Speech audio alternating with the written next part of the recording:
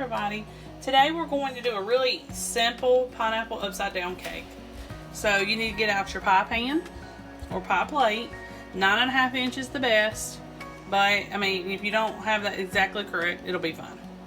So let's get started. You need 6 tablespoons of unsalted butter melted, and pour that in the bottom of your pie pan. And then you will need, and I'm sorry I don't have this ready, 2/3 of a cup of brown sugar. And you know, with your brown sugar you have to pack it. So one. Now I would prefer putting this in my hand and just kind of sprinkling it, because when it pops out of this measuring cup, it's just going to clump. Wherever it lands, that's where it's going to land, and you kind of need it to spread out. Okay.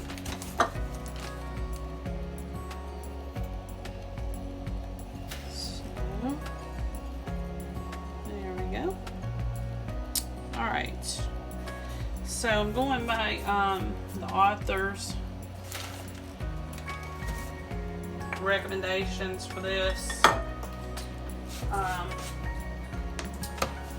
She said to place pineapple ring in the center and then cut slices all the way around.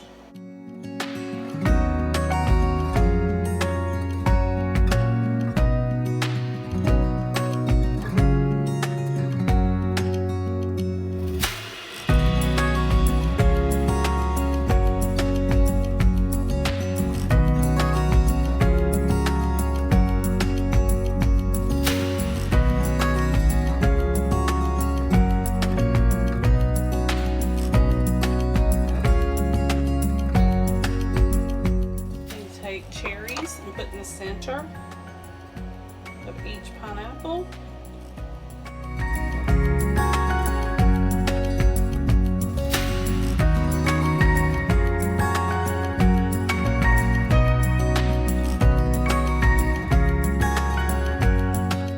And now we need to put this into the fridge to chill, and then we'll do the cake next. In a large bowl, you need to cream together 4 tablespoons of butter.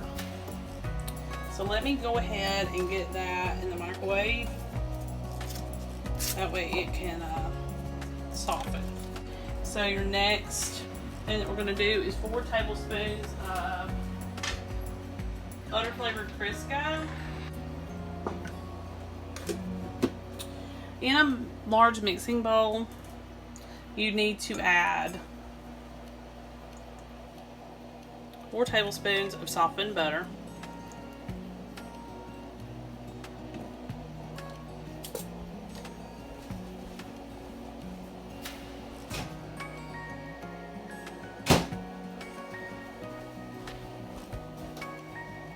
4 tablespoons of butter flavored shortening.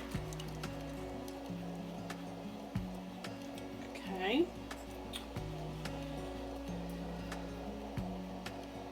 And then we have to add the white sugar, and that's going to be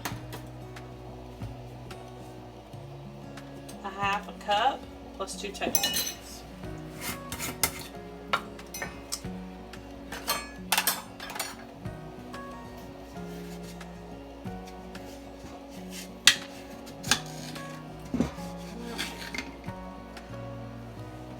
Sorry, they said the dry ingredients on this recipe, that is part of the dry ingredients, but she includes it in the wet part, probably to cream it together. And we also need 1/4 cup of brown sugar, and don't forget to pack that.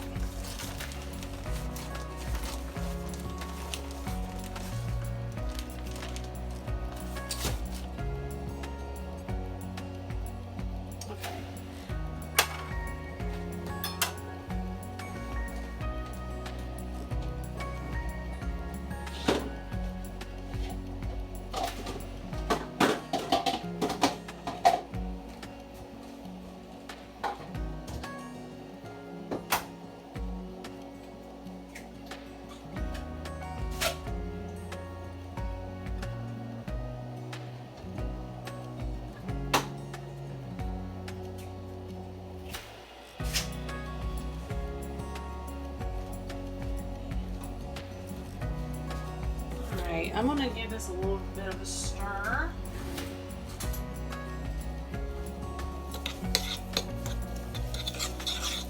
Because if you're not careful, your shortening and your butter could solidify again.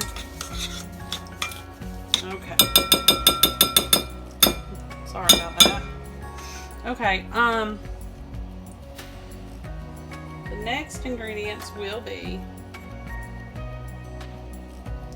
eggs, and 2 of those, and your vanilla extract, which is literally a half a teaspoon. And you don't need to go overboard on that. I'm just going to stir these to combine them.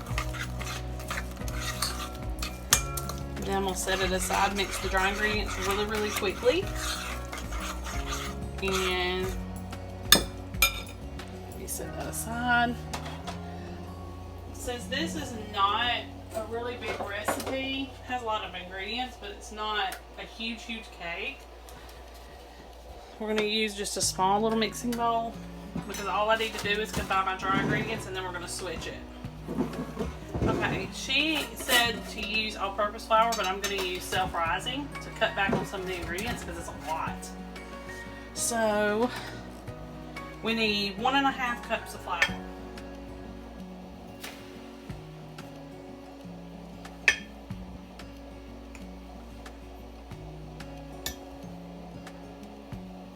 Okay, that's 1.5 cups.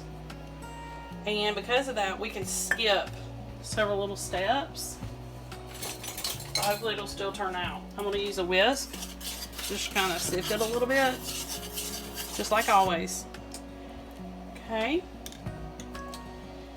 Now your next step would be to gradually add the flour back to your wet ingredients.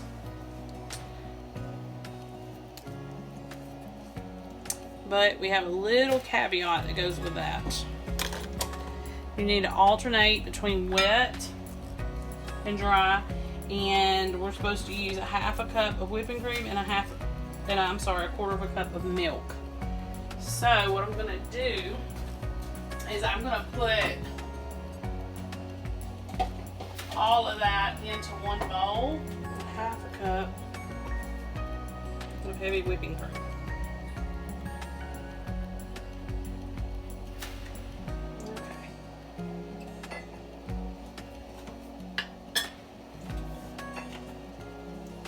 Just gonna give that just like a little something, a little stir. Okay. You will probably need your mixer for this next step.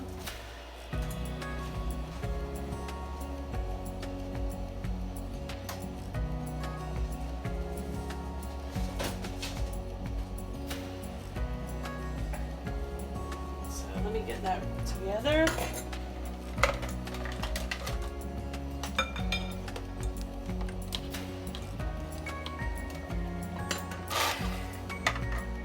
Okay, so the first thing I'm going to do is I'm going to mix what's already in the mixing bowl just a little bit, and then we can start adding everything. All right.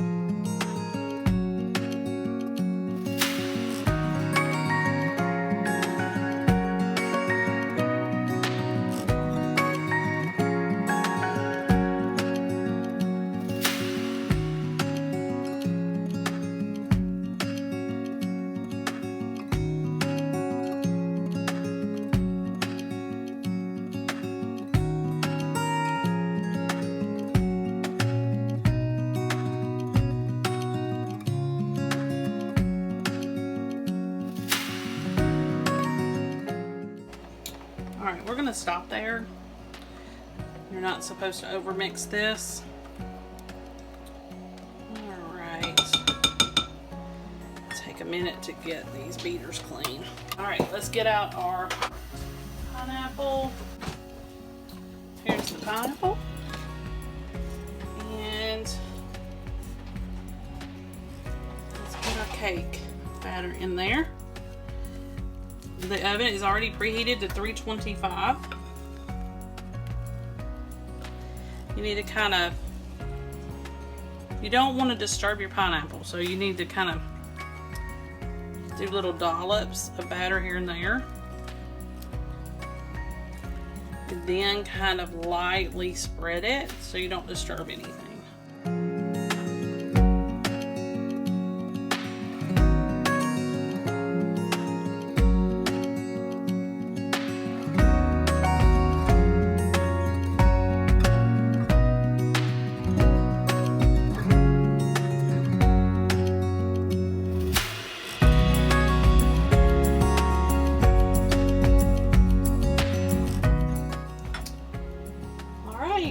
So you're going to bake for 40 minutes and then you're going to cover it with a tint of foil, and then you're going to continue to bake for 30 to 35 minutes, just depending on, you know, when your toothpick inserted comes out clean. Alright, I'll see you back here in a little while. Okay, here's the finished product. You're supposed to wait 15 minutes, let it cool in the pan, and really not go past that 15 minutes.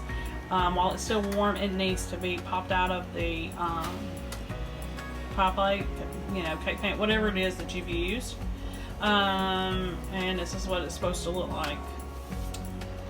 So it did perfect. It turned out really good. I'm pretty sure it's going to taste great. See y'all next time.